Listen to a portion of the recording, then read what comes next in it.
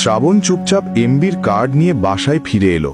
সকালবেলা ঘুম থেকে উঠতেই আবারও শুনল সেই চেনা হইচই। বাড়ির বাইরে বেরিয়ে দেখে গ্রামের মানুষ এক জায়গায় জড়ো হয়েছে। শ্রাবণ ভিড় ঠেলে সামনে এগিয়ে গেল আর দেখতে পেল আরো কে যেন মারা গেছে। মানুষজন আতঙ্কে চিৎকার করছে, রাক্ষস মেরে ফেলেছে, আবার রাক্ষস ফিরে এসেছে। এইবার শ্রাবণের মাথায় প্রশ্ন ঘুরপাক খেতে লাগলো, এই রাক্ষসটা কে? কেন গ্রামের সবাই এত ভয় পায়? সত্যিটা জানতে হবে। সে দৌড়ে তার মামার কাছে গিয়ে জিজ্ঞাসা করলো, মামা, গ্রামের সবাই বলছে রাক্ষস মানুষ মেরে ফেলছে, রাক্ষসটা আসলে কে?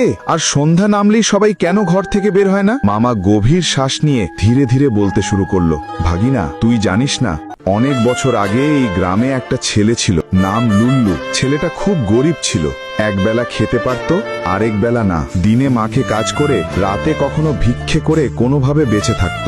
একদিন রাতে এসে ভিক্ষে করতে বেরোয়, কিন্তু ফেরে না। একটা গাড়ি তাকে রাস্তার মাঝে চাপা দিয়ে মেরে ফেলে। এই দিন থেকেই এই গ্রামে শান্তি হারিয়ে যায়। লোকজন বলে লুল্লুর আত্মা এখন রাক্ষস হয়ে ঘুরে বেড়ায়। সন্ধ্যা নামলেই যে ঘর থেকে বেরোয় সে আর ফিরে আসে না। শ্রাবণ এই কথা শুনে মনে মনে বলল, আজকে রাতে আমি বের হব আর দেখব সে রাক্ষসটাকে।